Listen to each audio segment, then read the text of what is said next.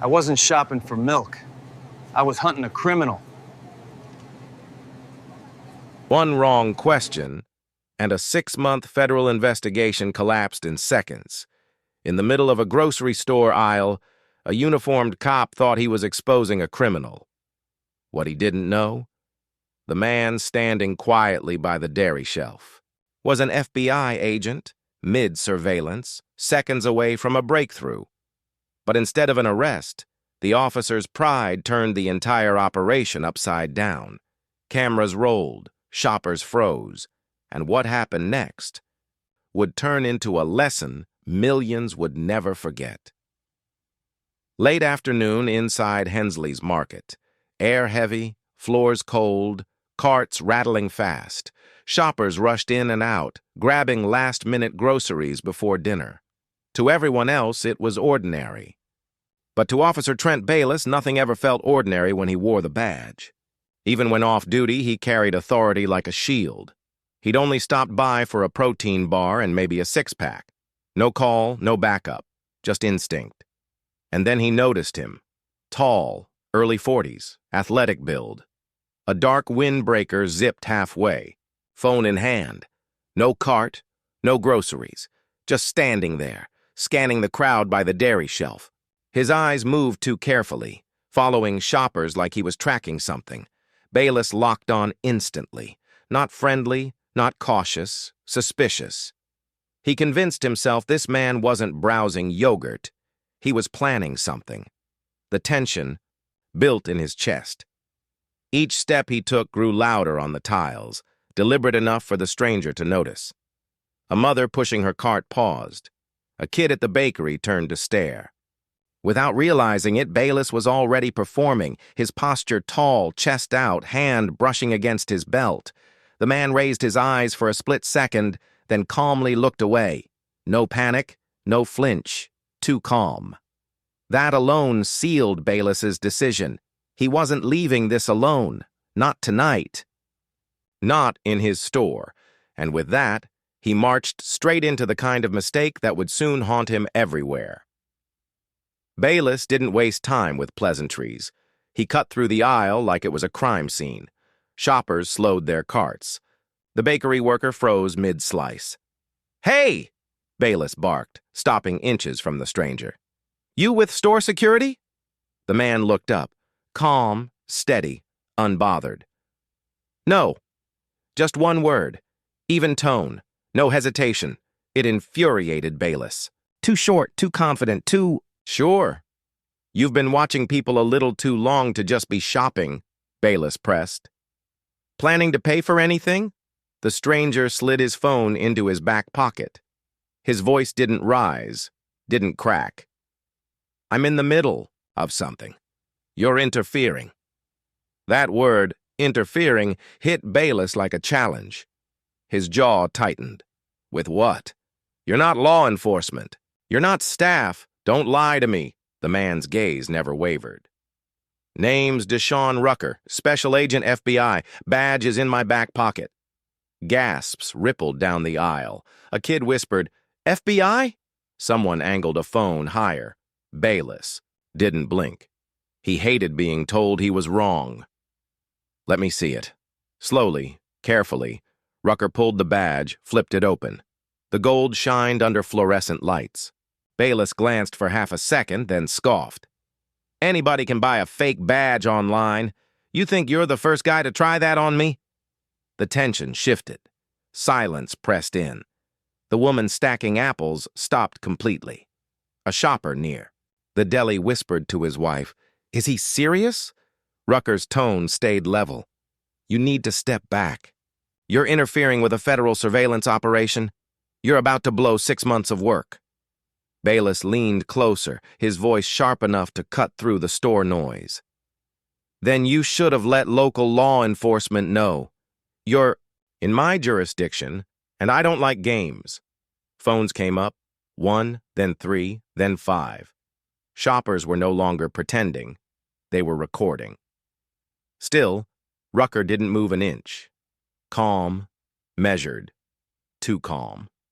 And that burned Bayless even more. "If you don't have something with a signature, Bayless snapped. "Or someone I can call? I'm detaining you. Right here. Right now." The air thickened.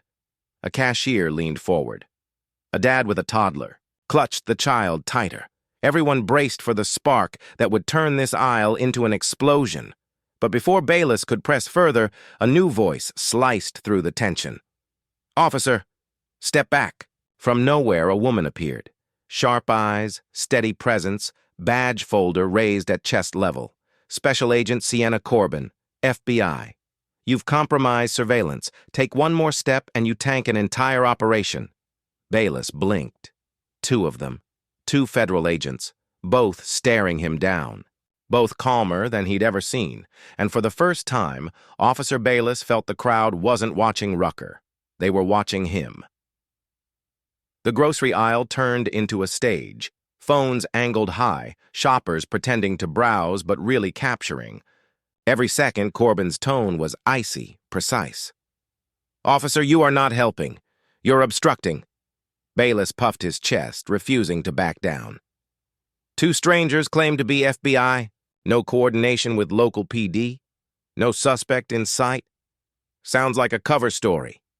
The crowd reacted, muffled laughs, a couple of scoffs.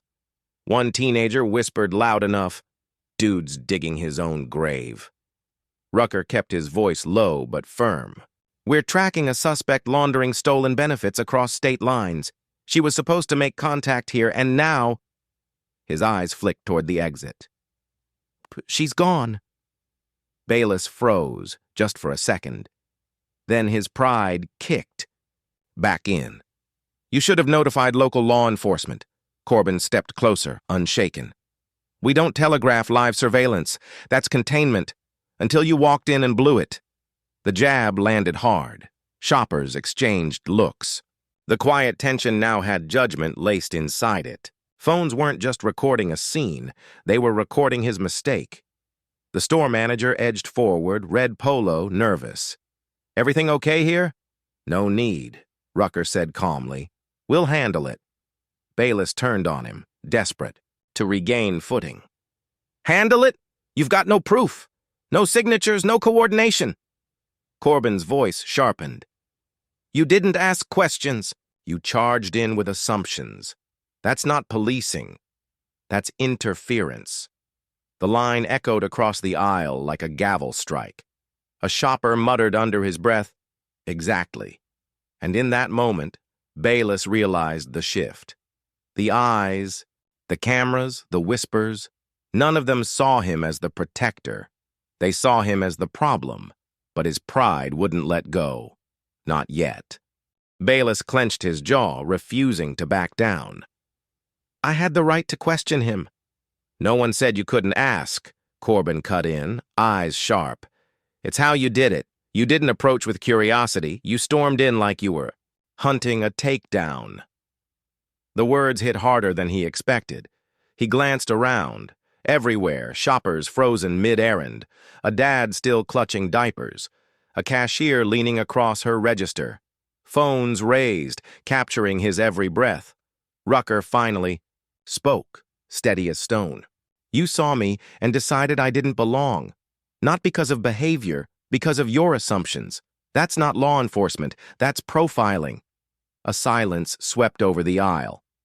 One voice from the back muttered, "He just couldn't stand." A confident brother standing still. Bayless spun, searching for who said it, but no one claimed it. The sting of truth hung heavier than any shout. "You don't see it, do you?"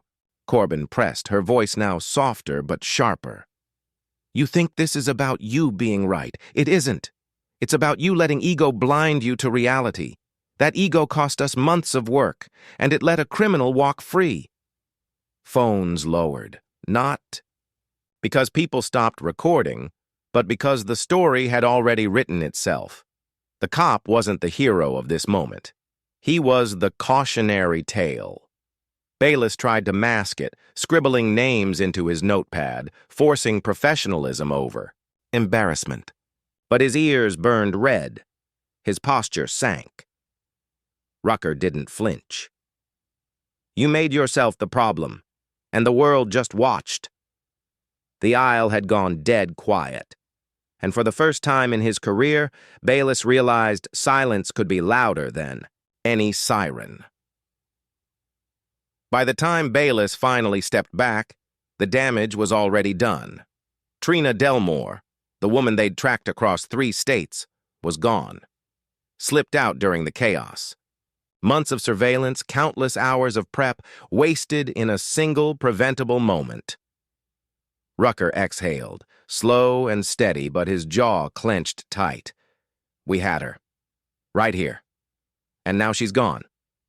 Corbin didn't argue. She knew it too. Containment. Collapsed the second you walked in, she said quietly, almost to herself. Bayless tried to salvage pride, waving his notepad like proof.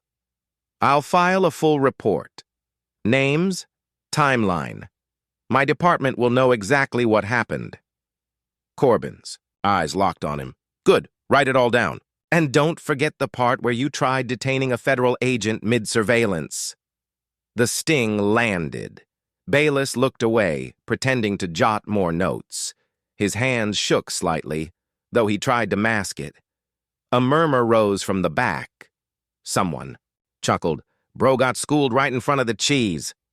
The laugh spread, low but sharp, cutting deeper than any reprimand. Bayless's ears burned red. His posture shrank, no longer the towering authority.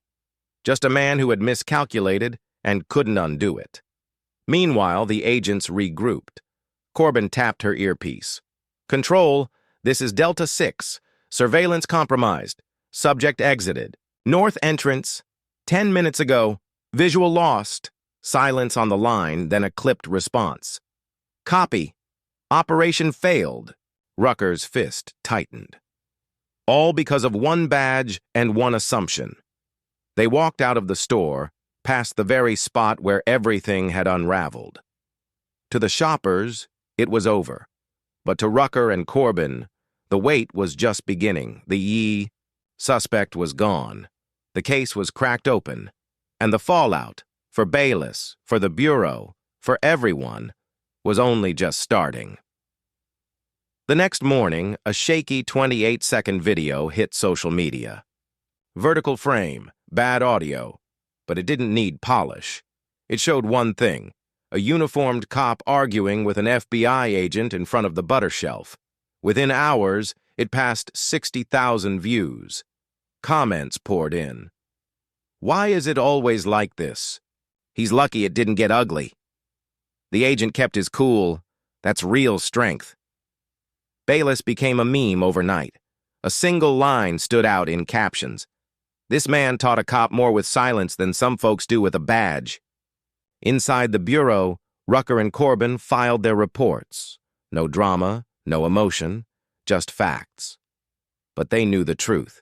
People would forget Trina's name long before they forgot that video. And Bayless? His department didn't suspend him, but he was reassigned, required to take de-escalation training. His pride carried a scar the internet wouldn't let heal. Still, the real story wasn't the viral clip or the lost case. It was the mirror it held up. A cop, blinded by ego, walking into a situation he never tried to understand. An FBI agent proving that calm restraint can be sharper than any weapon. The lesson was simple, but unforgettable. Power isn't about who speaks loudest. It's about who stays steady when everyone else loses control. And that's why this story mattered, because it wasn't just about one officer or one case. It was about what authority looks like when it goes wrong, and what professionalism looks like when it holds its ground. If this moment made you think, if it reminded you why silence can be stronger than noise, then don't just scroll.